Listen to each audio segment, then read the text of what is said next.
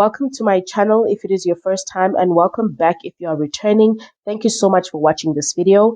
Today we will be talking about our Xhosa Pedi Lobola negotiation process. So I've been wanting to do a story time about this, and initially it was supposed to be a story time, but then I thought, why not collect a couple of pictures and video clips that people have from the day and use that to tell the story. I thought it would make it a bit more interesting than my normal sit downs. So for that reason, please excuse the quality. I did not have a YouTube channel at the time, and I did not think I was going to have one, so I didn't do a vlog or anything like that. All these pictures are from different people taken with different devices, etc. So the quality is not going to be superb, but I do hope that you can take something from this video if you are going to go through the process sometime soon and maybe pick up better ways of doing things, especially for the both of you are coming from different cultures.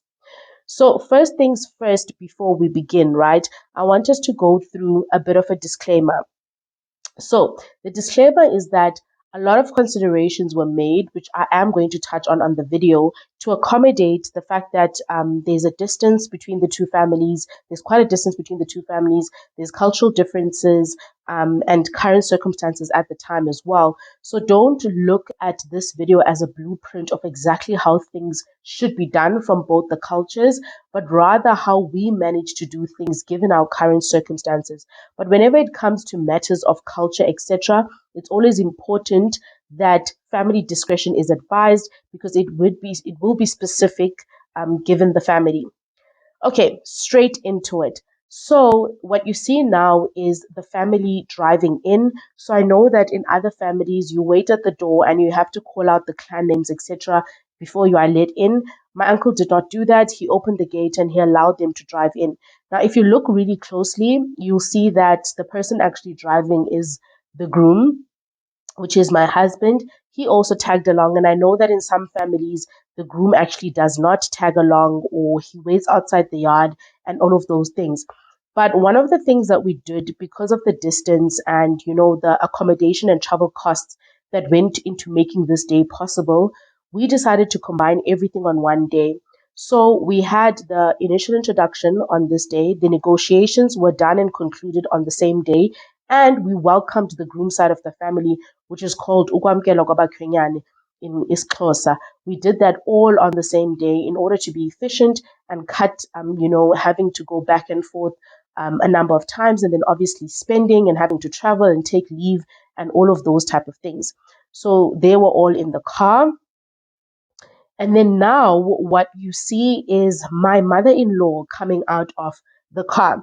Now, if you are from the Xhosa culture or any other culture, you will wonder why my mother-in-law was there as well. The reason is because in the Pedi culture, before the groom's side of the family goes to pay ilobola, they first send the mom and the aunts to go and introduce the family and, let that family know of their intentions and the fact that people would be coming, in a couple of months or in a couple of weeks, whenever the date is. And they actually do get the date on the day. So she and the aunts would meet my mom and, my mom's sisters, and they would have that discussion and the date would be concluded there. And in some instances, a deposit is left as well. So that's the reason my mother-in-law was there. She was coming to take care of that part. Now, this is part of the compromising that I was mentioning earlier. The fact that women are not necessarily involved in the lobola negotiations in our culture, in our Xhosa culture, but my family, was very open to allowing my husband's mom to speak to my mom and my aunts prior to this, so that she could be comfortable as well and know that she had done her part in the whole entire process. So you'll see that she is coming out with our niece. She actually decided to bring our niece along as well. And the reason for that, and this is a really nice tip for the people who are going to go through this process where there is a cultural and a language barrier. My mom-in-law came with our niece because our niece understands isiXhosa quite well and she's able to speak it. So she would help my mom-in-law translate what she needed to. Now, in instances where you don't have this option, you can still make it work and, try by all means to hear each other out. But for conversations like this, where it's quite important and it can sometimes get heated, etc., it really helps when the language barrier is not an obstacle in trying to understand each other, amongst other things. So you'll see them go into the house, not necessarily where the uncles are going to meet, but in a separate part of the house. And there they are met by my mother and my aunts as well. And obviously, this is our niece and my mom in law saying, these are our intentions. This is what we are here for. This is where we came from. I could actually hear this conversation from my bedroom. They basically introduced themselves, they stated their intentions. And the most important part for me, which I thought was really nice, is them asking my mom if she's comfortable with this to go ahead. Is she happy for her daughter to get married? And I thought that was such a beautiful thing for my mom, who's wearing blue in the middle, to be able to, also have a say and participate in this conversation on behalf of her child, or for her child rather. I thought that was pretty cool. So as soon as my mom told them that she was comfortable and she was happy for this to go ahead and she was aware of it, they then went back into the car. So they went back into the car because the actual negotiations had not taken place yet.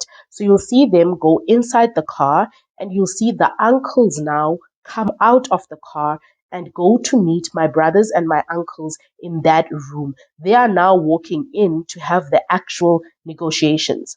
Another thing to mention as well, guys, is that one of the uncles, one of the delegates rather, also had a fair level understanding of his Xhosa. So he was able to help the other uncles translate where need be.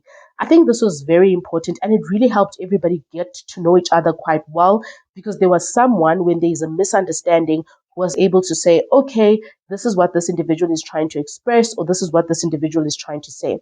So they also had someone to help them with the translation. Okay, now for the actual deed of the day, the most important part of the day, the negotiations. So this is where the negotiations actually start. So quite a few things happened during this process, right? The first thing is that myself and a couple of cousins had to walk in, were asked to walk in because the delegates had to point out their bride. They had to identify who they were here for. So basically, my uncle said that, we have a number of women and young ladies in the family. Which one are you here for exactly? Now, funny story here is that although one of the uncles had met me in person and the others had seen my picture, they were not sure on who the bride was and who I was. And the reason for that is because there's a cousin of mine who looks very, very similar to me. And they saw her in the morning walk past and they thought that was me. But then they saw me in a blue dress and then they thought that was me. So they were a bit confused and they needed to consult for help there. But that was very funny. But at the end, they knew who to point at, and then they pointed at their bride. So once they had pointed at their bride, we were asked to leave the room that they had walked into and allow the proceedings to progress. So after that, what happens, I'm told, because I was not there, is that my uncles then say, okay, these are our requirements in terms of what we need from you. Now, Lobola, as much as we sometimes think that it's this one whole price, it is in total, but it's broken down into different segments. So, for example, you would have Ivulamlomo, which is a specific amount. Then you would have Inkomo ya Mama, which is a specific amount. And then you would have, Ijazi Lotata, or other things that add up to this whole amount that you end up paying. So that is really what is discussed, that these are the requirements, and this is how we have priced these cows, and this is what value we have given them to these different things. So then there's an opportunity for the uncles from the groom side and those delegates to say, well, could you perhaps maybe bring down that cow, or however it is that they would like to negotiate. Once that is done, an amount is concluded, right? So that amount was concluded, and then one of the uncles went out into the car because that's where the groom was seated. That's where the groom was seated. So he went into the car and then basically said, this is the amount that was decided on. And then he then said, okay, cool, I agree, we can go ahead. And then there was no cash that was exchanged. Everything was done electronically. And another funny story is that because of the network issues in Eastern Cape, he actually had to drive out of the yard to go and make the transaction because we didn't have enough reception to actually do it at home. So he drove out, he made the transaction, And then he came back, and then obviously, the person to which the money was transferred to had to confirm and say that we've received the cash. Great. Now that is done, the lobola has been paid. A second thing that happens is that the women in the family then come in to ask for sweets. So they were not part of the original negotiation process, right? So they now come in to say, well, we've heard that you're taking our child away. Could we also please have something? So could we have sweets? So they call them sweets, but it's obviously cash. It's not anything significant. The groom decides how much he would like to give them, but he needs to have actual cash for that. And this is also something that was different that my husband said that they don't necessarily do. We do it in our culture. So the aunts walked in and then they asked for sweets and he gave them cash. And you can see my cousins deliberating at the back as well because they also are going to go up next. So first it's the women and then it's the young girls who will follow and also ask for sweets from Umkwenyan. So that part happened. And then after that, it was lunchtime. Then everybody had lunch. We took in food to Abakwenyane, which is the room in which they were seated, and then they had lunch. Now, after that was what you can refer to as the ceremony of actually welcoming them, where we gave them ubaskete, which was a basket full of goodies.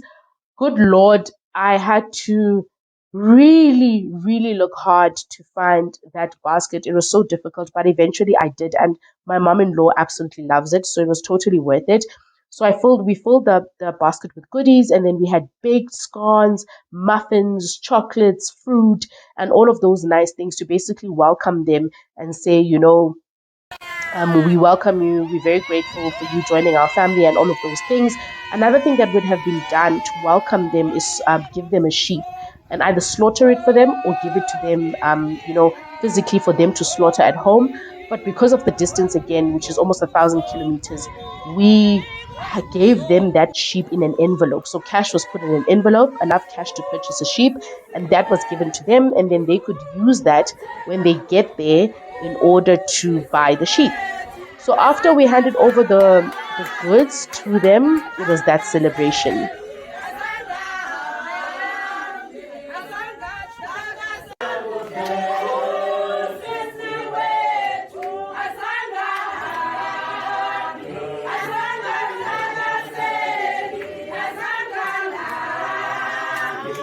Then it was basically a celebration of handing over the gifts and all the goods that we have bought. Everybody was having a good time, excited and happy.